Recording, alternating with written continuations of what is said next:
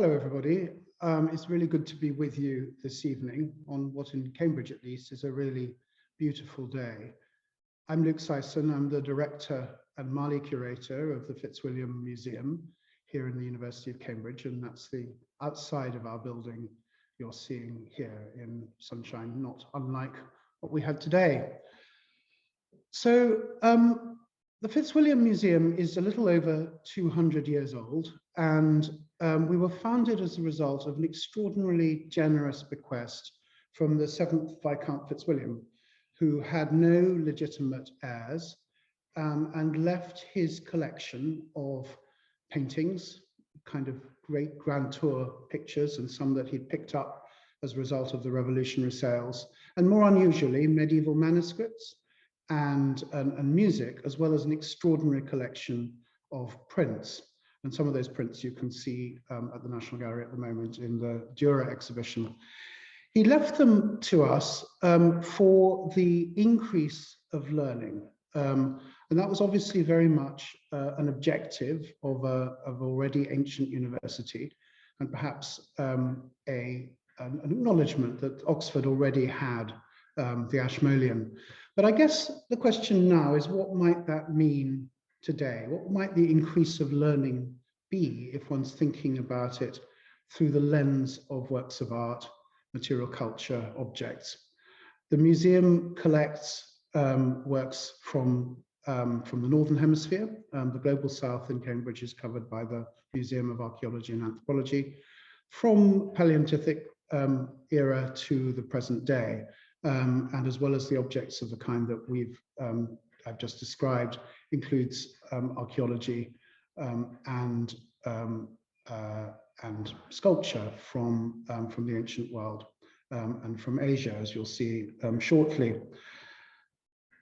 I think that the museums are primarily here to help us understand who we are, how the past has shaped us, and therefore, in the end, who we might become in the future.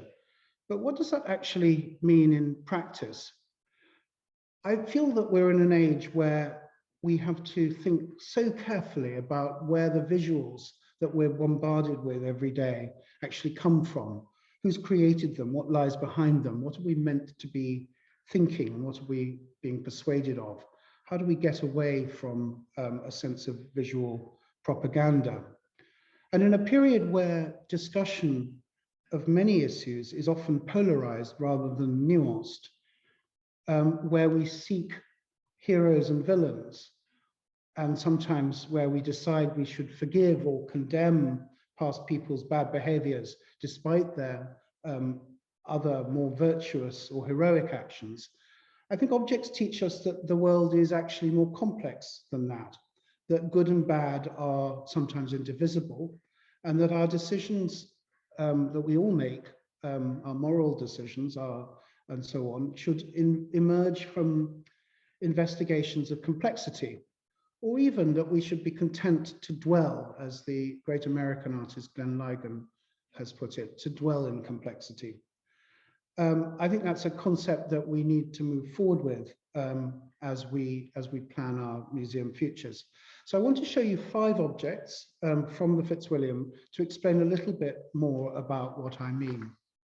So I'm showing you some details here of an extraordinary coffin set that we have at the Fitzwilliam, a 5-piece set, and I'll tell you a bit more about the pieces in a minute.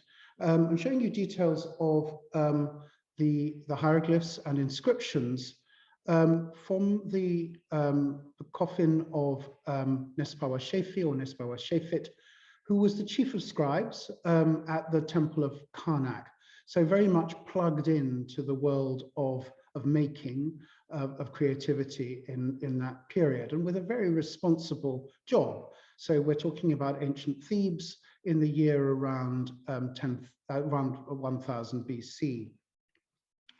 So the coffin works a little like a Russian doll, and this is the lid of the outer coffin. As you can see, it's a bit sort of dusty and dirty, although its condition actually is mostly very good. These pieces came to us in the 1820s, just a few years after we were founded, as a result of a kind of gap year kind of adventure of two students who were following a recently published German guidebook that took them up the Nile. We don't know exactly where they got this piece, but it came back to Cambridge as early as 1822. So that's and what's been fascinating to discover is that it must have been used probably as a bench, because that there's evidence of human sweat on the part of it, which which is most easily sort of where you can park your bottom. So that suggests already that this piece has been technically and scientifically examined, and I'll come back to that in a minute. So here are the lower part of the outer coffin, and now we're moving inside. So this would have sat underneath the first lid as the lid of the inner coffin, and this is the lower part of the inner coffin. So, as I say, our curators and conservators have been examining these works, a rare example of a complete set within a single museum, to discover much more about how they were made. And in doing so, and this is where the complexity begins, we begin to challenge ideas about what the Egyptians thought of perpetual afterlife. In other words, most of us, and I'm no Egyptologist, have always assumed that the extraordinary grave goods, the whole process of preserving the body in the way that we know so much about through mummification, was in order to preserve the body and send them into another world in perpetuity. But what the scientists have been discovering here is, in fact, that this is a repurposed coffin, or that actually parts of it, at least, rather like a second-hand car, have come from somewhere else, from a much earlier coffin. And so that the three different woods that were used for it, which were Christ thorn, sycamore fig, and tamarisk, were clearly a rare enough commodity to suggest the need for their reuse. But of course, the fact that a coffin, an earlier coffin with presumably an earlier inhabitant, had been used, does begin immediately to question their own sense of what an afterlife actually meant, a perpetual afterlife actually meant. When I worked in another museum, I remember the then director joking that a gallery that was endowed in perpetuity was just 50 years. Now, obviously, the Egyptians didn't think quite like that, but the fact that they have made this discovery does challenge, as I say, preconceptions. And we also suspect that the earlier coffin, was obtained through a system of legitimized or semi-legitimized tomb robbery, and that Nespa Shefit, as somebody who was active and at the temple, must have known all about that. Certainly, we know that the piece was commissioned in his lifetime. His titles, which are repeated on the coffin over 40 times, as well as prayers to see him into the netherworld, and images of him making offerings to different gods. Those titles were updated during the pre-burial lifetime of the coffin itself. So this is a piece of history that was in Nespa Shefit's own day kept up to date. So in other words, one piece of complexity, what did an afterlife mean? The other, I think, is the circumstances of its arrival in Cambridge. As I say, these two students, both from Trinity, and their names were Bernard Hanbury and George Waddington, brought this back to Cambridge and then wrote a memoir. And their memoir makes fairly shocking reading these days, in the sense that what they were clearly doing was judging the inhabitants of Egypt with a really colonialist viewpoint, and they were accompanied on their journey by an enslaved African who they were delivering to Sudan. And when he escaped, their commentary is less than sympathetic. So I think that we're already looking at the circumstances of an object's arrival in a museum, which make it a complex object to look after, even as we learn so much about the civilization that produced it. So I just wanted to finish with some details here, and here you're seeing some of the breaks in the curved section here. Unusually, not unusually, coffins could either be carved out or they could be made from different planks. And the reason why we know that this was reused is that two different kinds of join survive. One kind that was no longer in use by the time it was put together. And here, perhaps the most beautiful part of this coffin is the mummy cover, which went over the body itself. So moving on rather rapidly now to, as the second of my objects, this is the head of Antinous.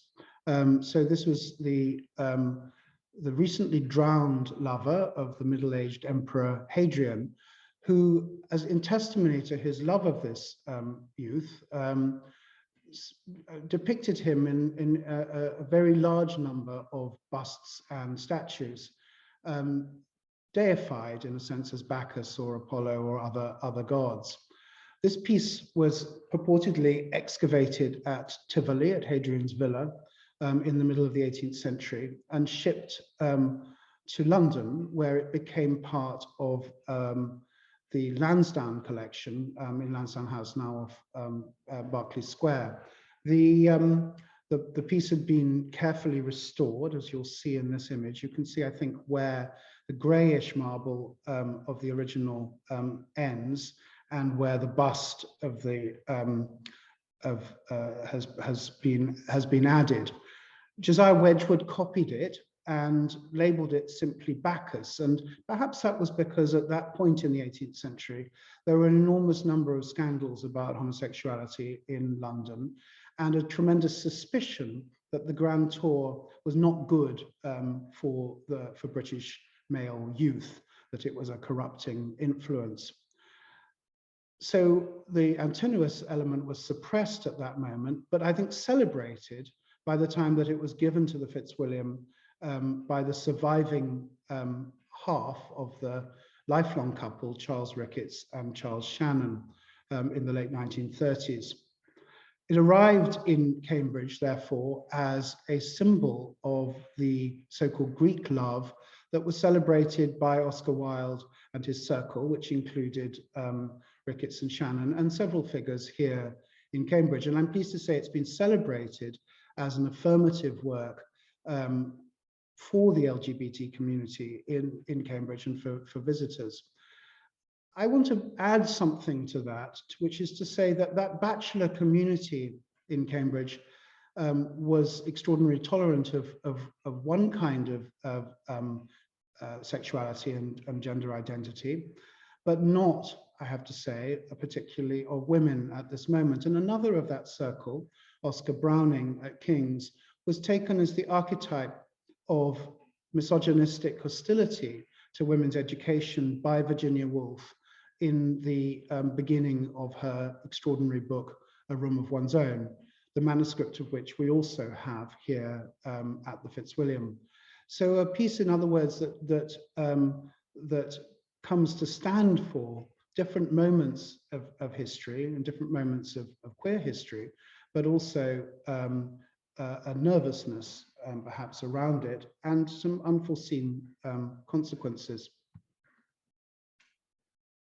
This is a piece I must say I particularly love here at the Fitzwilliam. I find it absolutely irresistible, and it's standing here for our very great ceramics collection, but also as a reminder that we have some tremendous works of art from Western and Eastern Asia. So this was, as you see, made in around 1300, presumably to contain little fish that would have been served at dinner, something like whitebait.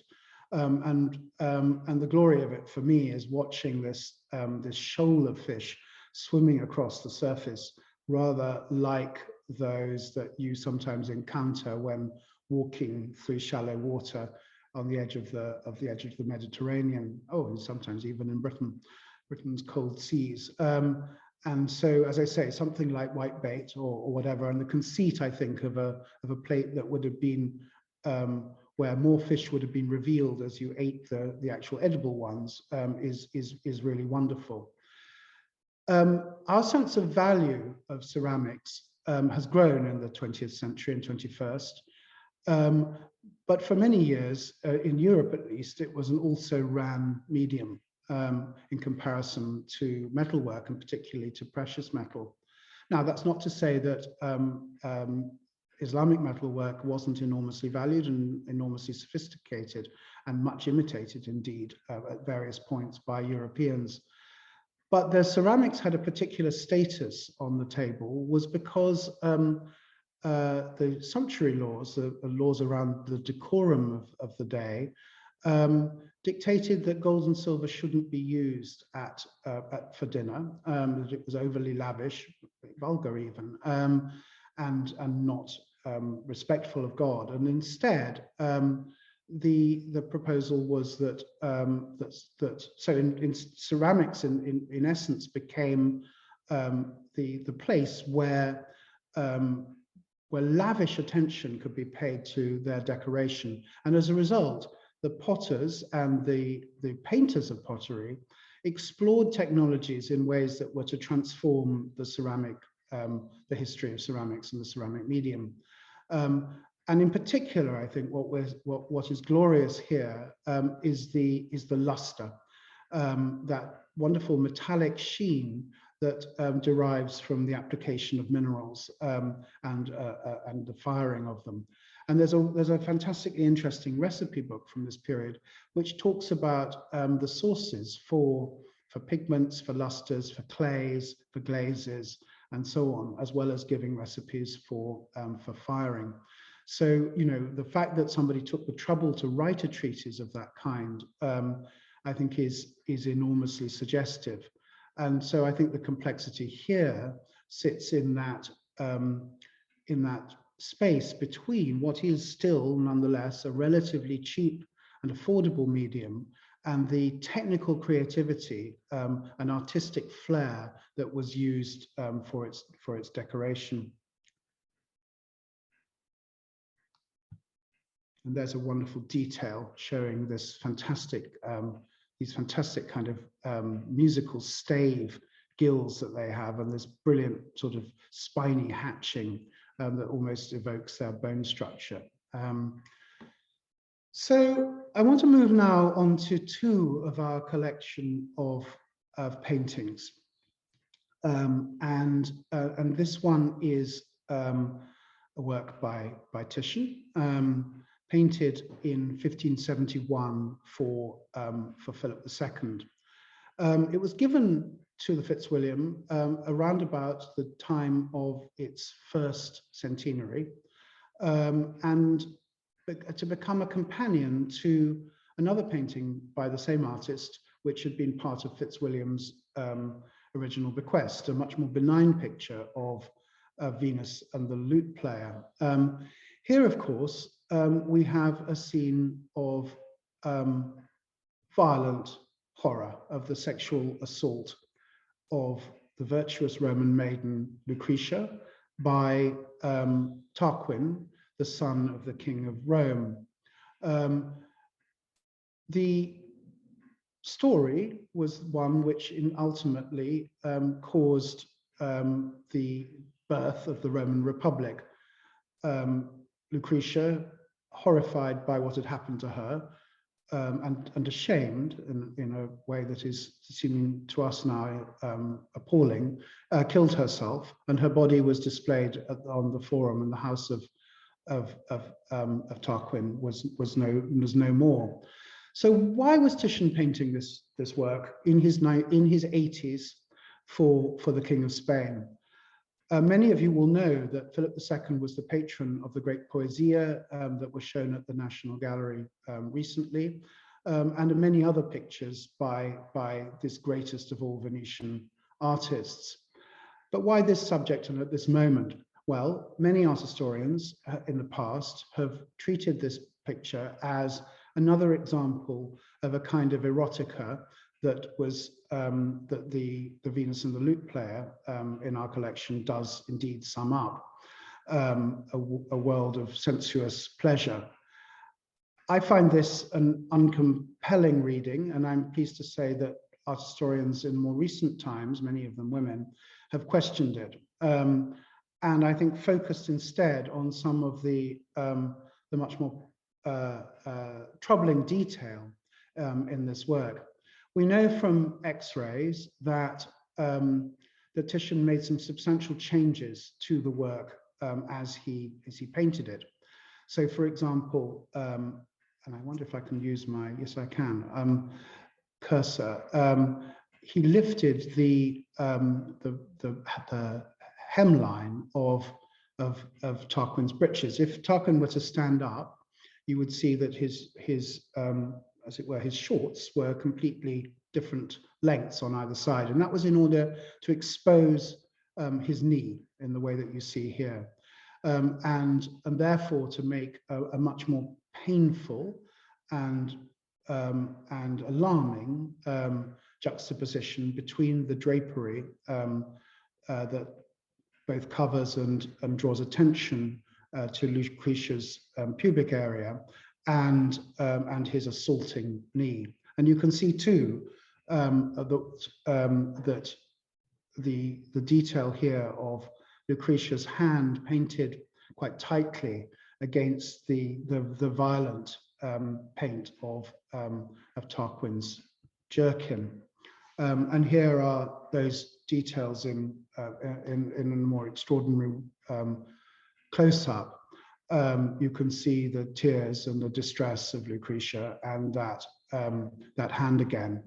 Titian painted this in his what would become his characteristic late style, a violent swirl of brushstrokes that allows the eye no rest, except occasionally to come to focus on these key details. And Titian uses jewelry as a way of focusing the eye. So was he having his cake and eating it? Was this a picture that was indeed about the sexual pleasure of a monarch who was known to be a womanizer? Or was this something more profound? It's impossible to know, and I think one of the things that's crucial about museums is that they don't insist on one interpretation rather than another. But I would suggest gently that what Titian is doing is turning on its head that erotic tradition and to make a crucial point. He'd arrived at an age where he could be the kind of counselor that Philip II's father, Charles V, had envisaged when he first came of age. And I think what he's counseling here is sexual continence and reminding Philip of the dire consequences politically if he failed to uphold the standards of a pious monarch. We don't know that that's the case, but I feel somehow that Titian couldn't have painted this level of pain and violence without understanding that it would have had its impact on the viewers of the time. And although this is a subject that became more standard in the making of art in the 17th century, where there are many Baroque versions of this, including famous paintings by Sofonisba and Guisola, by Artemisia Gentileschi, then this was the first treatment of that subject, and Titian himself talked about the difficulty of realizing it. So I want to finish now with perhaps our most beloved painting at the Fitzwilliam, Henri Fontaine-Latour's White Cup and saucer, not so much a title as a description. I have to say this is one of my very favorite pictures too. It gives me a sense of calm that I find hard to replicate in other works. And somehow what Fontaine-Latour has done is to give us the essence of a cup and saucer, to make it somehow the ideal version of itself, so that it imprints itself on our minds and our memory, almost with the simplicity of a traffic sign. And yet, in order to achieve that apparent truth and simplicity, that self-effacement of himself as an artist, Fontaine-Latour has done some really wonderful and complex things. I go on using that word. So, for example, you can see straight away that he gives us no clue as to where this cup and saucer actually is, presumably, as it were, implied to be sitting on a brown table. I should say that the painting is just a few inches wide, but we're given no extra domestic detail about this most domestic of objects, with the one exception of the teaspoon that projects towards us, its handle coming towards us with a kind of gesture that's not in some ways unlike the kind of thing that you might expect from Caravaggio on a much bigger scale. It invites us, as it were, to reach out, and therefore we're drawn in as a viewer, but also in a way as an almost user of this cup. But why is that teaspoon there? Has the cup just been used? Well, it doesn't look as if it has. It's clean. Is it about to be? Well, that's the question. And you'll see that it imparts a kind of energy to the scene, which is then subtly conveyed too by the fact that the cup is actually off center. So it's been very, very subtly put, not so that it's nestling into the center of the saucer, but just off to one side. And I think that's also suggestive. So what you have, therefore, is an isolated image which has been carefully animated, but which is somehow given a context because we're the people who it seems intended for, and yet has no context. So it's alive and becomes in a way almost the Platonic ideal of cup and saucer, that sense of to remind you Plato's view that everything we see on earth is just an imperfect version of the things that the maker envisaged in his head. So there, I think the glory of this object is its apparent simplicity and its actual enormous sophistication. So I'm going to stop there, but I am really grateful to you all for joining us. Or joining me this evening. I'm very grateful to Art UK and to Bloomberg for enabling this session. So I will finish now and wish you a very good evening. Thank you very much.